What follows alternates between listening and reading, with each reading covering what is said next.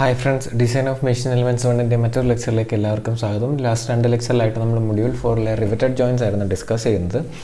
ഇന്ന് നമ്മൾ സ്റ്റാർട്ട് ചെയ്യാൻ പോകുന്നത് സ്ട്രക്ചറൽ ജോയിൻസിനെ പറ്റിയാണ്. സ്ട്രക്ചറൽ ജോയിൻ എന്ന് പറയുമ്പോൾ നമുക്ക് മെയിനായിട്ടും റിവറ്റഡ് ജോയിൻസിൽ പഠിക്കാനുള്ളത് ബോയിലർ ജോയിൻസിനെ പറ്റിയാണ്. Boiler joints. അപ്പം ബോയിലർ ജോയിൻസ് എന്ന് പറയുമ്പോൾ എന്തിനാണ് ബോയിലേഴ്സ് ഉണ്ടാക്കുന്നത്? ബോയിലർ എന്ന് പറഞ്ഞാൽ സിമ്പിളായിട്ട് പറഞ്ഞാൽ എന്താ ഒരു സിലിണ്ടറിക്കൽ പ്രഷർ വെസലിനെയാണ് നമ്മൾ ബോയിലർ എന്ന് പറയുന്നത്. സോ അപ്പം ബോയിലർ എങ്ങനെയാണ് കൺസ്ട്രക്ട് ചെയ്യുന്നതെന്ന് ചോദിച്ചു കഴിഞ്ഞാൽ നമുക്കൊരു തിൻ ഷീറ്റ് ഉണ്ടാവും. ആ തിൻ ഷീറ്റിനെ നമ്മൾ എന്ത് ചെയ്യും, റിക്വയർഡ് ഡയമീറ്ററിൽ സിലിണ്ടറിക്കൽ ഷേപ്പിൽ ബെൻഡ് ചെയ്ത് അതിൻ്റെ സൈഡിൽ എന്ത് ചെയ്യുന്നു, റിവെറ്റ് ചെയ്യുന്നു. പിന്നെ എന്ത് ചെയ്യുന്നു, ഒരു പർട്ടിക്കുലർ സിലിണ്ടർ ഉണ്ടാക്കി കഴിഞ്ഞ് കഴിഞ്ഞാൽ ആ സിലിണ്ടറെ മറ്റൊരു സിലിണ്ടറിനകത്തേക്ക് അതിൻ്റെ സർക്കംഫറൻഷ്യൽ ഡയറക്ഷനിൽ എന്ത് ചെയ്യുന്നു, ഡയമീറ്റർ അതിൻ്റെ ഡയറക്ഷനിൽ എന്ത് ചെയ്യുന്നു, റിവെറ്റ് അടിച്ചിട്ടാണ് അതിൻ്റെ ലെങ്ത് കൂട്ടുന്നത് അല്ലേ. അപ്പോൾ നമുക്ക് റിക്വയർഡ് ലെങ്തും റിക്വയർഡ് ഡയമീറ്ററും വേണം. അപ്പോൾ നമുക്ക് 2 ടൈപ്പ് ജോയിൻറ്റുകളാണ് മെയിനായിട്ടും ബോയിലർ ജോയിൻസിൽ വരുന്നത്. ഒന്ന് ഞാൻ ഈ പറഞ്ഞ പോലെ തന്നെ എന്താണ്, നമുക്കൊരു ലോഞ്ചിറ്റ്യൂഡിനൽ ജോയിൻറ്റ് വരുന്നുണ്ട്. അതുപോലെ തന്നെ രണ്ടാമത്തേന്ന് പറഞ്ഞു കഴിഞ്ഞാൽ എന്താണ്, സർക്കംഫറൻഷ്യൽ ജോയിൻറ്റ് വരുന്നുണ്ട്.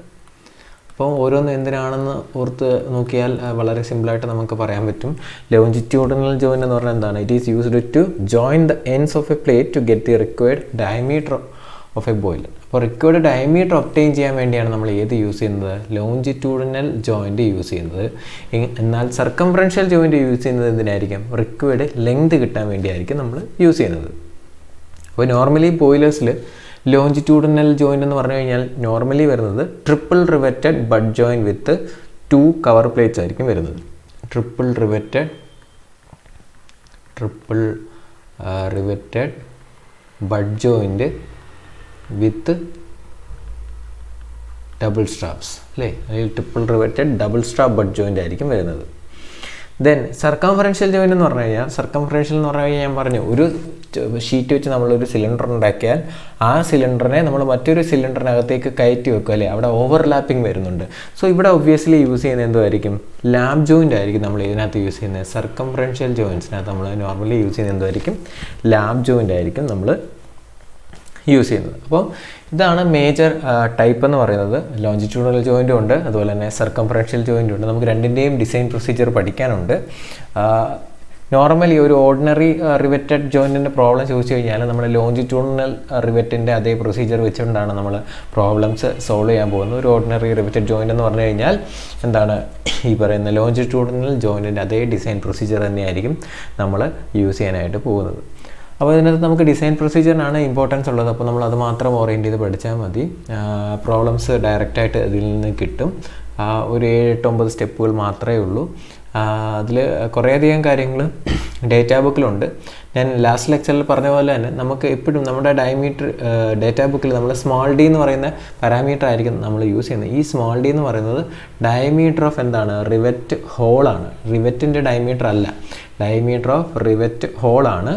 D1 എന്ന് പറയുന്ന ഒരു ടേമാണ് ആക്ച്വലി എന്തായിട്ട് നമ്മൾ റെപ്രസെൻ്റ് ചെയ്യുന്നത്, നമ്മൾ എന്താണ് അടിക്കുന്ന റിവറ്റിൻ്റെ ഡയമീറ്റർ എന്നാണ്. അപ്പോൾ റിവറ്റ് ഡയ എന്ന് പറഞ്ഞു കഴിഞ്ഞാൽ സ്മോൾ ഡിയും D1-ഉം, ഡി എന്ന് പറഞ്ഞു കഴിഞ്ഞാൽ എന്താണ്, റിവറ്റ് ഹോൾ ഡയയാണ്. റിവറ്റ് ഇടുന്ന ആ ഹോളിൻ്റെ ഡയമീറ്ററാണ് ഡി.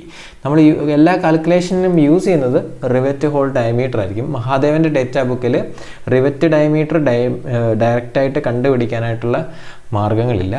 പക്ഷേ റിവറ്റ് ഡയമീറ്റർ സ്റ്റാൻഡേർഡ്, അതായത് D1 സ്റ്റാൻഡർഡൈസ് ചെയ്യാനുള്ള ഒരു ടേബിളുണ്ട്, പക്ഷേ D സ്റ്റാൻഡർഡൈസ് ചെയ്യാനുള്ള ടേബിൾ ഇല്ല. അതാണ് ആ ഒരു വ്യത്യാസം എന്ന് പറയുന്നത്. അതുകൊണ്ട് നമ്മൾ ഇപ്പോഴും ഈ റിവറ്റ് ഹോൾ ഡയമീറ്റർ വെച്ചുകൊണ്ട് തന്നെ അങ്ങ് കാൽക്കുലേഷൻ പ്രൊസീഡ് ചെയ്ത് പോവുകയാണ് നോർമലി ചെയ്യുന്നത്. അപ്പോൾ നമ്മൾ ഇനി നോക്കാൻ പോകുന്നത് നമ്മളുടെ ഫസ്റ്റ് കേസാണ്. എന്താണ്, design procedure for longitudinal joint. Design procedure for longitudinal bud joint ആയതുകൊണ്ട് അങ്ങനെ വേണേൽ പറയാം, design procedure for longitudinal bud joint. അപ്പം നേരത്തെ പറഞ്ഞാൽ തന്നെ ലോഞ്ചിറ്റ്യൂഡിനൽ ലെങ്ത് വൈസിൽ നമ്മൾ റിവറ്റ് ചെയ്യുന്നത് എന്തിനു വേണ്ടിയാണ്, റിക്വയർഡ് ഡയമീറ്റർ കിട്ടാൻ വേണ്ടിയാണ്. സോ അത് നമ്മളൊന്ന് ഓർത്ത് വെച്ചിട്ടുണ്ട്. Design procedure for longitudinal bud joint.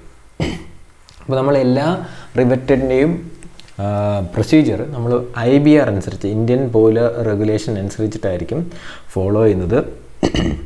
അപ്പോൾ അതിൽ ഫസ്റ്റ് സ്റ്റെപ്പ് എന്ന് പറയുന്നത്, ഇതിൽ ഒന്നാമത്തെ മേജർ സ്റ്റെപ്പ് എന്ന് പറയുന്നത്, ഫസ്റ്റ് സ്റ്റെപ്പ് എന്ന് പറയുന്നത് നമുക്ക് ക്വസ്റ്റ്യനിൽ ഇപ്പം പറയത്തില്ല, ചിലപ്പം ക്വസ്റ്റ്യനിൽ പറയാം a double riveted double strap butt join അല്ലെങ്കിൽ triple riveted double strap butt join എന്ന് പറയാം. പറഞ്ഞിട്ടില്ലെങ്കിൽ നമ്മൾക്ക് എന്ത് ചെയ്യേണ്ടി വരും, ഏത് ടൈപ്പ് ജോയിൻ്റ് ആണ് വേണ്ടത് എന്ന് നമുക്ക് സെലക്ട് ചെയ്യേണ്ടി വരും. അപ്പം അങ്ങനത്തെ കേസ് വരുവാണെങ്കിൽ നമുക്ക് എന്ത് ചെയ്യും, ആ ഷെല്ലിൻ്റെ ഡയമീറ്റർ, ആ ഒരു സിലിണ്ടറിക്കൽ വെസലിൻ്റെ ഡയമീറ്ററും ഇൻറ്റേർണൽ പ്രഷറും ഒക്കെ നമുക്ക് തന്നിട്ടുണ്ടായിരിക്കാം. അപ്പം നമുക്ക് നോർമലി ഒരു ബോയിലർ ആകുമ്പോൾ അതിനകത്ത് എന്താകും, ഇൻസൈഡിൽ ഒരു ലിക്വിഡ് അല്ലെങ്കിൽ സ്റ്റീം കാണും. അപ്പോൾ അതിനകത്ത് ഒരു ഇൻസൈഡ് പ്രഷറും കാണും. അതുപോലെ തന്നെ ബോയിലറിൻ്റെ ഡയമീറ്റർ നമുക്ക് തരാം. ബോയിലർ ഡയമീറ്റർ നമ്മൾ ക്യാപിറ്റൽ ഡി വെച്ചാണ് റെപ്രസെൻറ്റ്. ഇത് രണ്ടും തരാം. Based on the diameter of the cylindrical shell വേണമെങ്കിൽ നമുക്ക് എന്ത് ചെയ്യാം, ടൈപ്പ് ഓഫ് ജോയിൻറ്റ് സെലക്ട് ചെയ്യാം, provided the joint is not mentioned in the ക്വസ്റ്റ്യനിൽ മെൻഷൻ ചെയ്തിട്ടില്ലെങ്കിൽ. യൂഷ്വലി എപ്പോഴും മെൻഷൻ ചെയ്യാറുണ്ട്. അതുകൊണ്ട് ഈ ഫസ്റ്റ് സ്റ്റെപ്പ് എന്ന് പറയുന്നത് എപ്പോഴും മാൻഡേറ്ററി ആയിട്ടുള്ള ഒരു സ്റ്റെപ്പല്ല. ക്വസ്റ്റ്യനിൽ ഏത് ടൈപ്പ് ജോയിൻ്റ് ആണെന്ന് പറഞ്ഞിട്ടുണ്ടെങ്കിൽ നമുക്ക് ഈ ഒരു സ്റ്റെപ്പ് നമുക്ക് എന്ത് ചെയ്യാം, സ്കിപ്പ് ചെയ്യാനായിട്ട് പറ്റും. സോ ഫസ്റ്റ് സ്റ്റെപ്പ് എന്ന് പറയുന്നത് ടൈപ്പ് ഓഫ് ജോയിൻറ്റ് ചൂസ് ചെയ്യുക എന്നുള്ളതാണ്. അത് ഗിവൺ ആണെങ്കിൽ പ്രശ്നമില്ല. അപ്പോൾ നമ്മൾ ഓർക്കേണ്ടത് ഇഫ് നോട്ട് ഗിവൺ നമ്മൾ എന്ത് ചെയ്യണം, ബേസ്ഡ് ഓൺ ക്യാപിറ്റൽ ഡി എന്ന് പറഞ്ഞാൽ എന്താണ്, ബോയിലർ ഡയമീറ്റർ അല്ലെങ്കിൽ പ്രഷർ വെസൽ ഡയമീറ്റർ അല്ലെങ്കിൽ സിലിണ്ടർ ഡയമീറ്റർ നമ്മൾ എന്ത് ചെയ്യണം, ഈ ടൈപ്പ് ഓഫ് ജോയിൻറ്റ് സെലക്ട് ചെയ്യണം. ഇനി എങ്ങനെ സെലക്ട് ചെയ്യണം എന്നുള്ളത് നമുക്ക് ഡേറ്റാ ബുക്കിൽ പേജ് നമ്പർ 84 ഉണ്ട്. പേജ് നമ്പർ 84 നമ്മൾ നോക്കുകയാണെങ്കിൽ നമുക്കിവിടെ ടേബിൾ 5.3a അല്ലെങ്കിൽ 5.2a 2a അല്ലേ 5.2 റെക്കമെൻഡഡ് ടൈപ്സ് ഓഫ് ജോയിൻറ്റ്സ്. അപ്പോൾ അവിടെ നമുക്ക് ഡയമീറ്റർ ഓഫ് ഷെൽ അവർ പറയുന്നുണ്ട്. ഇപ്പോൾ 600 to 1800 വരെ ആണെങ്കിൽ ഡബിൾ റിവെറ്റഡ് ബട്ട് ജോയിൻറ്റ് വേണം യൂസ് ചെയ്യാൻ. 900 to 2100 ആണെങ്കിൽ ട്രിപ്പിൾ റിവെറ്റഡ്. അപ്പോൾ ആ ഒരു പർട്ടിക്കുലർ ഡയമീറ്റർ ഗിവൺ ആണെങ്കിൽ നമുക്കത് ആ ഡയമീറ്ററിനെ ബേസ് ചെയ്തുകൊണ്ട് ഏത് ടൈപ്പ് ജോയിൻറ്റ് വേണം എന്നുള്ളത് ഈ ഒരു ടേബിളിൽ നിന്ന് നമുക്ക് എന്ത് ചെയ്യാനായിട്ട് പറ്റും, സെലക്ട് ചെയ്യാനായിട്ട് പറ്റും. സോ ഫസ്റ്റ് സ്റ്റെപ്പ് എന്ന് പറയുന്നത് it is not a mandatory step. If the type of joint is not given in the question, we have to use the cylindrical diameter or the pressure vessel diameter to find the type of joint from this table 5.2. So first step കഴിഞ്ഞ് കഴിഞ്ഞാൽ നമുക്ക് അടുത്ത step വരുന്നതെന്ന് പറഞ്ഞു കഴിഞ്ഞാൽ രണ്ടാമത്തെ step ഇതിൻ്റെ thickness കണ്ടുപിടിക്കുക എന്നുള്ളതാണ്. Thickness of the boiler shell. So second step എന്ന് പറയുന്നത് തിക്നെസ് ഓഫ് ബോയിലർ ഷെൽ അല്ലെങ്കിൽ thickness of the plate, boiler ഷെല്ലിൻ്റെ തിക്നെസ് കണ്ടുപിടിക്കുക എന്നുള്ളതാണ്. അപ്പോൾ ഇവിടെ ഞാൻ ടേബിൾ എഴുതുകയാണ്. ഫസ്റ്റ് സ്റ്റെപ്പിൽ നമ്മൾ യൂസ് ചെയ്യുന്ന ടേബിൾ 5.2 പേജ് നമ്പർ 84. അവിടെ ക്യാപിറ്റൽ ഡീനെ ബേസ് ചെയ്തുകൊണ്ട് നമ്മൾ എടുക്കും. ദെൻ ഇവിടെ നമുക്ക് തിക്നെസ് നമ്മൾ കണ്ടുപിടിക്കുമ്പോൾ നമുക്ക് തിക്നെസ് കണ്ടുപിടിക്കാനും ഡേറ്റാ ബുക്കിൽ ഡയറക്റ്റ് ഇക്വേഷൻ ഉണ്ട്. ഞാൻ നോർമലി പറഞ്ഞു നമുക്ക് ബോയിലർ ആകുമ്പോൾ അതിൻ്റെ ഇൻസൈഡ് പ്രഷറും ബോയിലറിൻ്റെ ഡയമീറ്ററും തന്നിട്ടുണ്ടാകും. അപ്പോൾ തന്നിട്ടുണ്ടായതുകൊണ്ട് തന്നെ ആ രണ്ട് പാരാമീറ്റേഴ്സും ബേസ് ചെയ്തുകൊണ്ടുള്ള ഒരു ഇക്വേഷൻ നമുക്ക് അവിടെ ഉണ്ടാകും. അപ്പം നമ്മളിത് അഡ്വാൻസ്ഡ് മെക്കാനിക്സ് സോളിഡ്സിലും അല്ലെങ്കിൽ മെക്കാനിക്സ് സോളിഡ്സിലും ഒക്കെ നമ്മൾ തിൻ പ്രഷർ വെസൽ പഠിച്ചായിരുന്നു. അല്ലെങ്കിൽ തിൻ സിലിണ്ടറിക്കൽ തിൻ സിലിണ്ടേഴ്സും തിക് സിലിണ്ടേഴ്സും ആ തിൻ സിലിണ്ടേഴ്സിൽ വരുന്ന ഒരു ഇക്വേഷൻ തന്നെയാണ്. അപ്പം അവിടെ നമ്മൾ യൂസ് ചെയ്യുന്ന ഇക്വേഷൻ ഇപ്പോൾ നമുക്കതിൻ്റെ കൺസെപ്റ്റ്സ് ഒന്നും കൂടുതൽ വേണ്ട, ജസ്റ്റ് ഇക്വേഷൻ ഡേറ്റാ ബുക്കിലുണ്ട്. ആ ഇക്വേഷൻ അങ്ങ് യൂസ് ചെയ്താൽ മതി. നമ്മൾ യൂസ് ചെയ്യുന്ന ഇക്വേഷൻ എന്ന് പറയുന്നത് ഇക്വേഷൻ 5.1 ഫസ്റ്റ് പേജിൽ തന്നെ റിവേറ്റഡ് ജോയിൻറ്റ് പറയുന്ന ഫസ്റ്റ് പേജിൽ തന്നെ ഇക്വേഷൻ ഉണ്ട്. Thickness of shell is equal to T equal to Pi into capital D divided by 2 sigma T eta. ഈറ്റ എന്ന് പറഞ്ഞാൽ എഫിഷ്യൻസിയാണ് മീൻ ചെയ്യുന്നത്. സോ അപ്പോൾ തിക്നെസ്സിൻ്റെ എക്സ്പ്രഷൻ ഞാൻ ഇവിടെ ഒന്ന് എടുത്ത് എഴുതുവാണ്. So we have T is equal to Pi means inside pressure into diameter of the shell divided by 2 sigma T into eta. So ഇവിടെ സിഗ്മാ ടി എന്ന് പറയുന്നത് നമുക്കറിയാം എന്തായിരിക്കും. നോർമലി സിഗ്മാ ടി എന്ന് പറയുന്നത് ആ പ്ലേറ്റ് മെറ്റീരിയൽ ഏതാണോ ആ മെറ്റീരിയലിൻ്റെ പെർമിസിബിൾ സ്ട്രെസ് അല്ലെങ്കിൽ അലൗബിൾ സ്ട്രെസ് ആയിരിക്കും നമുക്ക് അത് യൂഷ്വലി തന്നിട്ടുണ്ടായിരിക്കാം. ഇല്ലെങ്കിൽ നമ്മൾ പണ്ട് തൊട്ടേ പഠിക്കുന്നതാണ് ഡിസൈൻ സ്ട്രെസ് കണ്ടുപിടിക്കാൻ എന്താ ചെയ്യാം, മെറ്റീരിയൽ അറിയാമെങ്കിൽ ഈൽഡ് സ്ട്രെങ്ത് കണ്ടുപിടിക്കുക. Yield strength by factor of safety ചെയ്യുമ്പോഴാണ് നമുക്ക് എന്ത് കിട്ടുന്നത്, ഡിസൈൻ സ്ട്രെസ് സിഗ്മാ ഡി കിട്ടുന്നത്. ഇവിടെ സിഗ്മാ ഡി എന്ന് പറയുന്ന ഈ അലൗബിൾ സ്ട്രെസ്സിനെ അവർ Sigma T allowable tensile stress എന്ന് എഴുതിയിരിക്കുന്നു എന്ന് മാത്രമേ ഉള്ളൂ. ദെൻ പി ഐ എന്താണെന്നും ഡി എന്താണെന്നും ഓൾറെഡി ഞാൻ മെൻഷൻ ചെയ്തു. ഇനി ഇവിടെ ഉള്ളത് ഈറ്റ എന്ന് പറയുന്ന ടേമാണ്. ഈറ്റ എന്ന് പറയുന്നത് എന്താണ്, എഫിഷ്യൻസി ഓഫ് ദി ജോയിൻ്റ്. അപ്പോൾ ഈറ്റ എന്ന് പറയുന്നത് എപ്പോഴും നമ്മൾ എഫിഷ്യൻസി ആയിട്ടാണ് റെപ്രസെൻറ്റ് ചെയ്യുന്നത്. സോ ഈറ്റ is the efficiency of joint. ഈ എഫിഷ്യൻസി ഇനി നമുക്ക് മേ ബി ക്വസ്റ്റ്യനിൽ തരാം, ഇല്ലെങ്കിൽ നിങ്ങൾക്ക് സ്യൂട്ടബിൾ ആയിട്ട് അസ്യൂം ചെയ്യാം. ഇപ്പോൾ നമുക്ക് ഏത് ടൈപ്പ് ജോയിൻ്റ് ആണ് എന്നൊക്കെ മെൻഷൻ ചെയ്തിട്ടുണ്ടെങ്കിൽ നമുക്ക് ഈ പറയുന്ന ഈറ്റ കണ്ടുപിടിക്കാനായിട്ട് നമുക്ക് ഒരു ടേബിളുണ്ട്. എഗെയിൻ അതിനും നമ്മൾ പേജ് ഐ തിങ്ക് 84 തന്നെയാണെന്ന് തോന്നുന്നു. 84 പോയി കഴിഞ്ഞ് കഴിഞ്ഞാൽ നമുക്കിവിടെ എഫിഷ്യൻസി കൊടുത്തിട്ടുണ്ട്. അപ്പോൾ single riveted lab join based on number of rivets per pitch, അതനുസരിച്ചിട്ട് നമുക്കിവിടെ എഫിഷ്യൻസി നമുക്കിവിടെ കൊടുത്തിട്ടുണ്ട്. അപ്പോൾ ഇതിൽ നിന്നും എന്താണ് ആവശ്യമുള്ള എഫിഷ്യൻസി അതേതാണോ അത് ചൂസ് ചെയ്തുകൊണ്ട് നമുക്ക് എന്ത് ചെയ്യാൻ പറ്റും, പർട്ടിക്കുലർ ഇക്വേഷനിലോട്ട് സബ്സ്റ്റിറ്റ്യൂട്ട് ചെയ്ത് അവിടെ നമുക്ക് എന്ത് ചെയ്യാൻ പറ്റും, തിക്നെസ് കണ്ടുപിടിക്കാൻ പറ്റും. തിക്നെസ് കണ്ടുപിടിച്ച് കഴിഞ്ഞാൽ നമുക്ക് അത് സ്റ്റാൻഡർഡൈസ് ചെയ്യേണ്ടതാണ്. അപ്പോൾ സ്റ്റാൻഡർഡൈസ് ചെയ്യാനായിട്ടുള്ള ടേബിൾ നമുക്ക് ഡേറ്റാ ബുക്കിൽ അവൈലബിൾ ആണ്. നമുക്ക് പേജ് നമ്പർ 85 നമുക്ക് ടേബിൾ കൊടുത്തിട്ടുണ്ട്. അപ്പം പേജ് നമ്പർ 85 പോയി കഴിഞ്ഞ് കഴിഞ്ഞാൽ പേജ് നമ്പർ 85 അവിടെ നമുക്ക് thickness of steel plates for structural works എന്ന് പറഞ്ഞ ടേബിൾ 5.3C എന്ന് പറയുന്ന ടേബിളുണ്ട്. അപ്പോൾ ഈ ടേബിളിൽ നിന്നും നമ്മുടെ തിക്നെസ് വാല്യൂ നമുക്ക് എന്ത് ചെയ്യാൻ പറ്റും, സ്യൂട്ടബിളായിട്ട് സ്റ്റാൻഡർഡൈസ് ചെയ്യാനായിട്ട് പറ്റും. അപ്പോൾ ഇതാണ് നമ്മളുടെ സെക്കൻഡ് സ്റ്റെപ്പ് എന്ന് പറയുന്നത്. അപ്പോൾ സെക്കൻഡ് സ്റ്റെപ്പിൽ ശ്രദ്ധിക്കേണ്ട കാര്യം, എഫിഷ്യൻസി എന്ന് പറയുന്ന വാല്യൂ ചൂസ് ചെയ്യാനായിട്ട് ഒരു ടേബിൾ വേണം.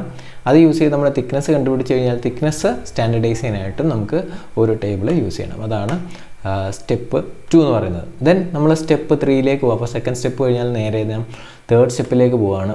തേർഡ് സ്റ്റെപ്പ് എന്ന് പറയുന്നത് ഇനിയാണ് നമ്മൾ എന്ത് ചെയ്യുന്നത്, തിക്നെസ്സും കിട്ടി. അങ്ങനെയാണെങ്കിൽ നമ്മൾ ഇനിയും ആ പ്ലേറ്റുകളെ ജോയിൻ ചെയ്യുമ്പോൾ എത്രമാത്രം ആണ് ഡയമീറ്റർ ഓഫ് ഹോൾ വരേണ്ടത്, അങ്ങനെയാണെങ്കിൽ റിവറ്റിൻ്റെ ഡയമീറ്റർ എത്ര, ഈ രണ്ട് കാര്യങ്ങളാണ് അടുത്ത് നമ്മൾ കണ്ടുപിടിക്കാൻ പോകുന്നത്. So next is the diameter of rivet whole. Diameter of rivet whole.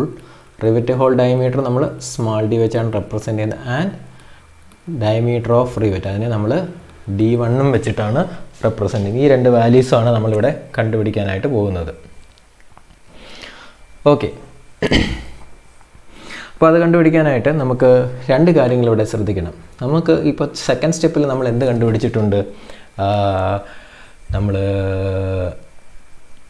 Thickness കണ്ടുപിടിച്ചിട്ടുണ്ട്. അപ്പോൾ ആ തിക്നെസ്സിനെ ബേസ് ചെയ്തുകൊണ്ട് വേണം നമ്മൾ എന്ത് ചെയ്യാനായിട്ട്, ഈ diameter of rivet hole choose ചെയ്യാനായിട്ട്. അപ്പോൾ അതെങ്ങനെയാണ് ചൂസ് ചെയ്യുന്നതെന്ന് ചോദിച്ചു കഴിഞ്ഞ് കഴിഞ്ഞാൽ നമുക്ക് തിക്നെസ് ഒരു ലിമിറ്റിംഗ് കണ്ടീഷൻ പറയാം. ഒന്നുകിൽ തിക്നെസ് ലെസ് ദാൻ 8 mm എന്ന് പറയുന്നൊരു കണ്ടീഷൻ വരാം, അല്ലെങ്കിൽ എന്ത് ചെയ്യാം, തിക്നെസ് ഗ്രേറ്റർ ദാൻ 8 mm എന്ന് പറയുന്ന ഒരു കണ്ടീഷൻ വരാം. Thickness less than or equal to 8 mm വരാം, അതുപോലെ തിക്നെസ് ഗ്രേറ്റർ ദാൻ 8 mm വരാം. അപ്പോൾ തിക്നെസ് ഗ്രേറ്റർ ദാൻ 8 mm എന്നുള്ള കണ്ടീഷനാണ് വരുന്നതെങ്കിൽ നമ്മൾ ലാസ്റ്റ് ലെക്ചറിൽ പറഞ്ഞ പോലെ തന്നെ നമ്മളിവിടെ അൺമീൻസ് ഫോർമുല ആയിരിക്കും യൂസ് ചെയ്യുന്നത്. അൺമീൻസ് ഫോർമുല യൂസ് ചെയ്യും. അൺമീൻസ് ഫോർമുല എന്ന് പറയുന്നത് നമുക്കറിയാം എന്താണ്, D ഈസ് ഈക്വൽ ടു എന്താണ് 6√T എന്നാണ്. അത് യൂസ് ചെയ്തുകൊണ്ട് നമ്മൾ ഡയമീറ്റർ കണ്ടുപിടിക്കും. Then thickness less than 8 mm ആണെങ്കിൽ നമുക്ക് അവിടെ നോർമലി നമ്മൾ ചെയ്യുന്നത് എക്സാക്ട് പ്രൊസീജിയർ എന്നാൽ ഷിയറിങ് റെസിസ്റ്റൻസും ക്രഷിങ് റെസിസ്റ്റൻസും കൂടെ ഇക്വേറ്റ് ചെയ്യുക. അതിൽ നിന്നും നമ്മൾ എന്ത് കണ്ടുപിടിക്കുക, ഡയമീറ്റർ കണ്ടുപിടിക്കുക എന്നുള്ളതാണ്. ഈ ക്വസ്റ്റ്യൻസ് എല്ലാം നമുക്ക് ഡേറ്റാ ബുക്കിലുണ്ട്.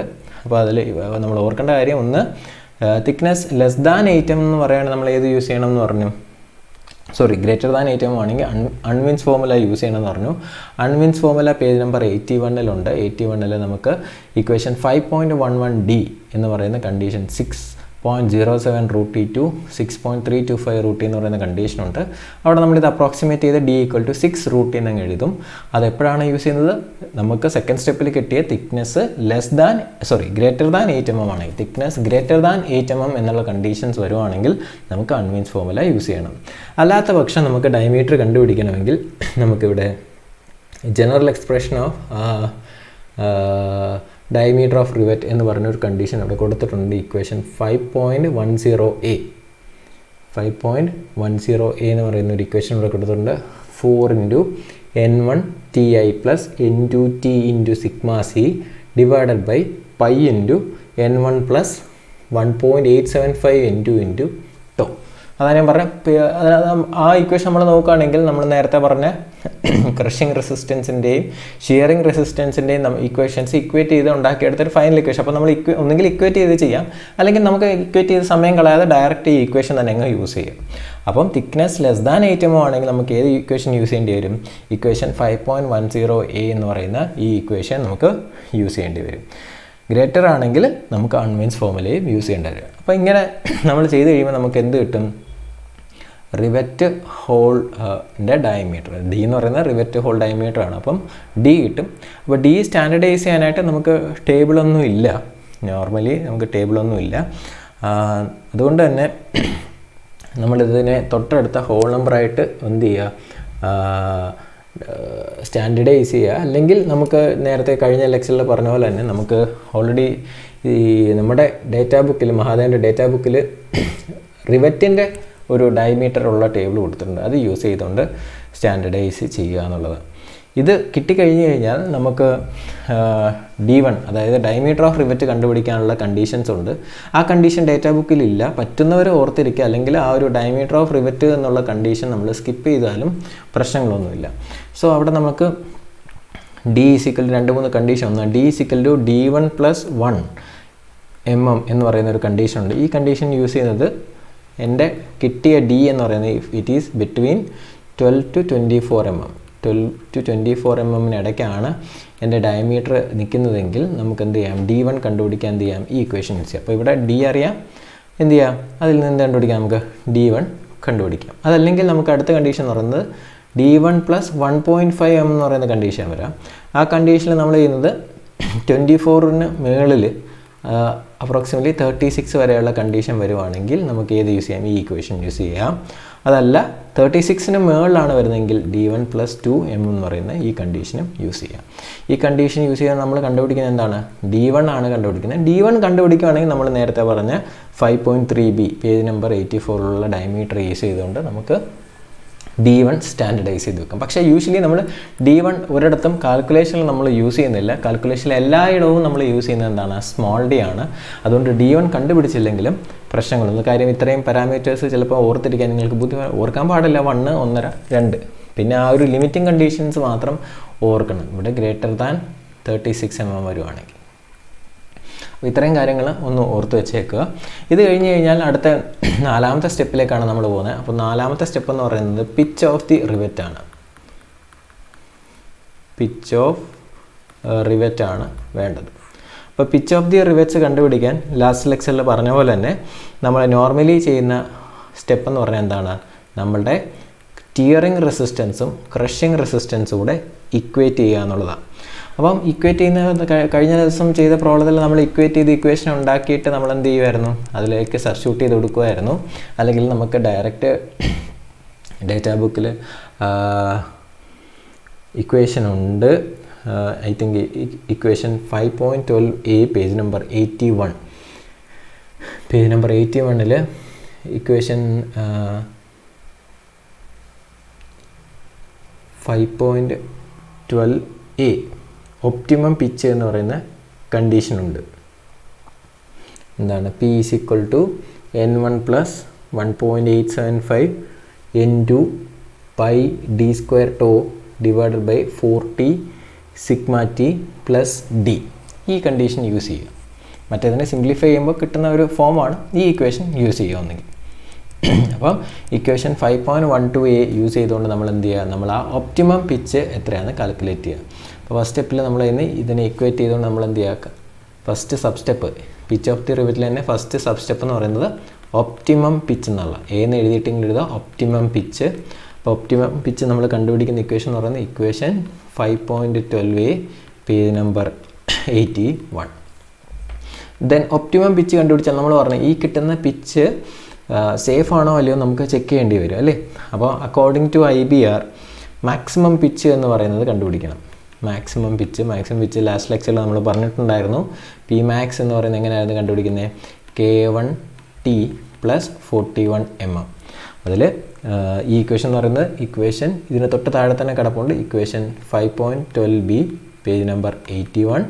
നമ്മൾ എന്ത് ചെയ്യും, K1 എന്ന് പറയുന്ന വാല്യൂ വേണം. അപ്പോൾ K1 എന്ന് പറയുന്ന വാല്യൂ കണ്ടുപിടിക്കുന്നത് ഒരു പിച്ച് ലെങ്തിലുള്ള നമ്പർ ഓഫ് റിവറ്റ്സിനെ ബേസ് ചെയ്തുകൊണ്ടാണ്. അത് ലാസ്റ്റ് ലെക്ചറിൽ നമ്മളൊരു പ്രോബ്ലം ചെയ്തിരുന്നു. അതിനകത്ത് ഞാൻ എങ്ങനെയാണ് ഒരു പിച്ച് ലെങ്തിലുള്ള നമ്പർ ഓഫ് റിവറ്റ്സ് കണ്ടുപിടിക്കുന്നതെന്ന് പറഞ്ഞാൽ ടോട്ടൽ നമ്പർ ഓഫ് റിവറ്റ്സ് ആണ്. അതിനകത്ത് സിംഗിൾ ഷെയറും ഡബിൾ ഷെയറും വരും. രണ്ടും ആഡ് ചെയ്തിട്ടുള്ള പോലെ N1 + N2 എന്ന് പറയുന്ന വാല്യൂ ആണ് വേണ്ടത്. അതിനെ ബേസ് ചെയ്തുകൊണ്ടാണ് K1 സെലക്ട് ചെയ്യുന്നത്. K1 സെലക്ട് ചെയ്യാനായിട്ട് നമുക്ക് ടേബിൾ 5.4a പേജ് 85 നമുക്ക് ടേബിൾ ഉണ്ട്. ആ ടേബിളിൽ നിന്ന് K1 സെലക്ട് ചെയ്യും. K1 സെലക്ട് ചെയ്തിട്ട് P max നമ്മൾ കണ്ടുപിടിക്കും.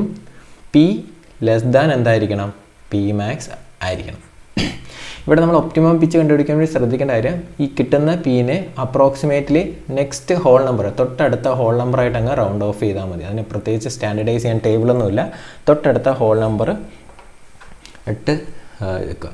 എപ്പോഴും ആർക്ക് 2 വാല്യൂ കിട്ടും. 2 വാല്യൂവിൽ ലോവർ വാല്യൂ ഏതാണോ അതാണ് നമ്മൾ എന്ത് ചെയ്യാൻ കാൽക്കുലേഷൻ വേണ്ടി ഉപയോഗിക്കുക. ഈ ഒരു കണ്ടീഷൻ ചെക്ക് ചെയ്യാൻ ബുദ്ധിമുട്ട് തോന്നുന്നവർ എന്ത് ചെയ്യുക, ഈ 2 വാല്യൂം കണ്ടുപിടിച്ച് നോക്കുക. 2ലെ least value, lower value of P ഏതാണോ അത് ഫർദർ കാൽക്കുലേഷന് വേണ്ടി യൂസ് ചെയ്യുക. അതാണ് നമ്മളുടെ 4th സ്റ്റെപ്പ് എന്ന് പറയുന്നത്. അപ്പോൾ 4th സ്റ്റെപ്പ് കഴിഞ്ഞ് കഴിഞ്ഞാൽ നെക്സ്റ്റ് നമ്മളുടെ 5th സ്റ്റെപ്പ്. അപ്പോൾ നമ്മൾ പിച്ച് കണ്ടുപിടിച്ചു.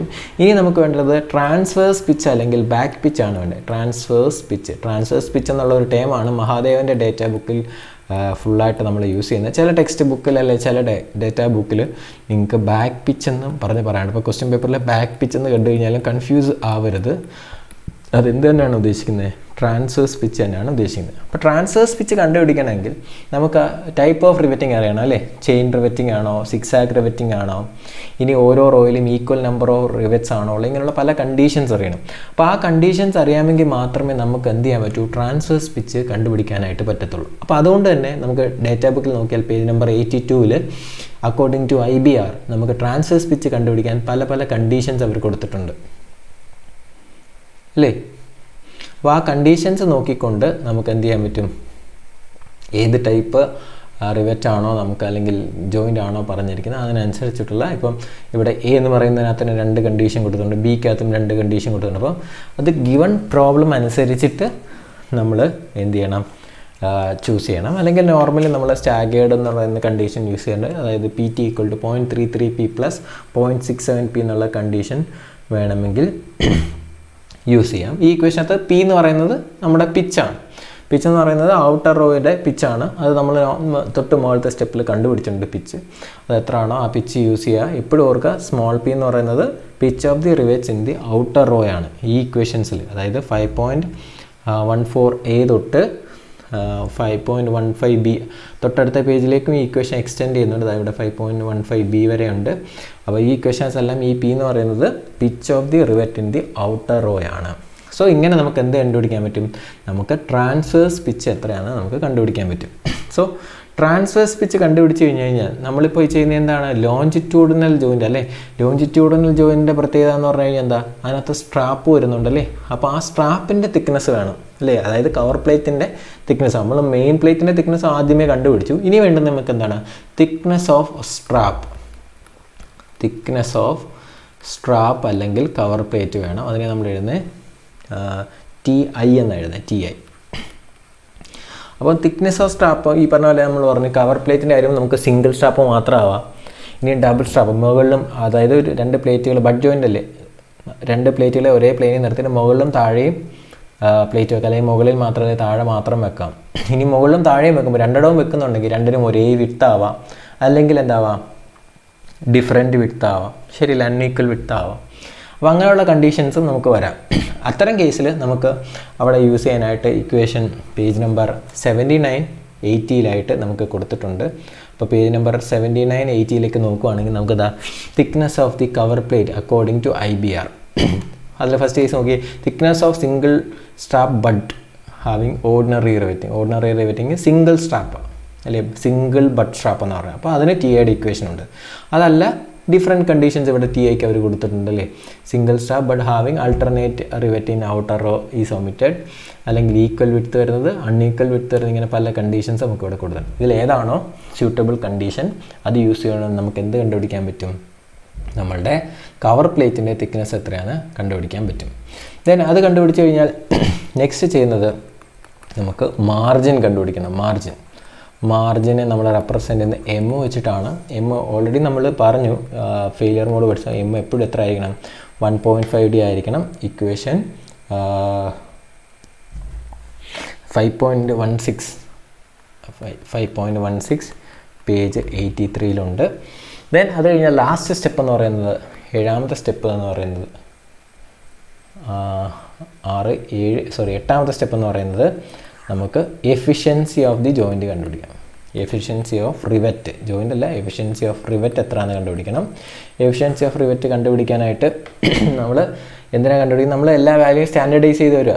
അപ്പോൾ എഫിഷ്യൻസി മാറാം അല്ലേ. അപ്പോൾ ആ എഫിഷ്യൻസി കണ്ടുപിടിക്കാൻ നമ്മൾ അന്ന് പറഞ്ഞ പോലെ നമ്മൾ എന്ത് കണ്ടുപിടിക്കണം, PS, PC, PT വാല്യൂസ് കണ്ടുപിടിക്കണം. അതുപോലെ P വാല്യൂവും കണ്ടുപിടിക്കണം.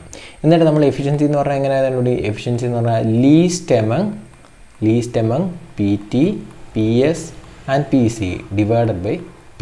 ഇത് ചെയ്യുമ്പോൾ നമുക്ക് എന്ത് കിട്ടും, എഫിഷ്യൻസിയും കിട്ടും. അപ്പോൾ ഇത്രയുമാണ് എന്തെന്ന് പറയുന്നത് ഒരു ലോഞ്ചിറ്റ്യൂഡിനൽ ബഡ് ജോയിൻറ്റിൻ്റെ എന്തെന്ന് പറയുന്നത് ഡിസൈൻ പ്രൊസീജിയർ എന്ന് പറയുന്നത്. ഇത് തന്നെയാണ്, ഇതിന് ഇക്വലൻ്റ് ആയിട്ട് തന്നെയാണ് സർക്കംഫറൻഷ്യൽ ജോയിനിൽ വരുന്ന കുറേ സ്റ്റെപ്പുകൾ കോമൺ ആണ്. വളരെ കുറച്ച് കാര്യങ്ങൾ മാത്രമേ ഉള്ളൂ സർക്കംഫറൻഷ്യൽ ജോയിൻറ്റിൽ വ്യത്യാസം വരുന്നത്. ആ വ്യത്യാസങ്ങൾ മെൻഷൻ ചെയ്ത് പറയുന്നതായിരിക്കും. അപ്പോൾ നിങ്ങൾക്ക് ഈ വീഡിയോ ഇഷ്ടമായെങ്കിൽ തീർച്ചയായിട്ടും നിങ്ങൾ വീഡിയോ ലൈക്ക് ചെയ്യുക, ചാനൽ സബ്സ്ക്രൈബ് ചെയ്യുക, ഫ്രണ്ട്സിന് ഷെയർ ചെയ്ത് കൊടുക്കുക.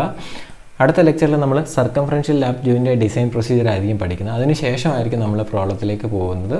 അപ്പോൾ നിങ്ങൾ തീർച്ചയായിട്ടും ഈ വീഡിയോ കണ്ട് നിങ്ങൾ ഈ പ്രൊസീജിയർ കൃത്യമായിട്ട് എഴുതുകയും ഡേറ്റാ ബുക്കിൽ പേജസ് നല്ല ഫെമിലിയർ ആവുകയും ചെയ്തില്ലെങ്കിൽ നിങ്ങൾക്ക് ഈ പ്രോബ്ലം സോൾവ് ചെയ്യാൻ ബുദ്ധിമുട്ടായിരിക്കും. കുറേ സ്റ്റെപ്പുകൾ ഉണ്ടെന്നേ ഉള്ളൂ, വളരെ ഈസി ആയിട്ട് പെട്ടെന്ന് സബ്സ്റ്റിറ്റ്യൂട്ട് ചെയ്ത് പോകാൻ പറ്റുന്ന കാര്യങ്ങൾ മാത്രമേ ഉള്ളൂ. മാത്രമല്ല റിവറ്റഡ് ജോയിൻ്റെ ഒരു പ്രത്യേകത എന്ന് പറഞ്ഞാൽ ആകെ 79 തൊട്ട് 85 എന്ന് പറയുന്ന അത്രയും പേജസിനകത്താണ് എല്ലാ കാര്യങ്ങളും ഇരിക്കുന്നത്. അതുകൊണ്ട് തന്നെ നമുക്ക് ഈസി ആയിട്ടത് ഫെച്ച് ചെയ്തെടുക്കാനും പറ്റും. Okay, thank you all.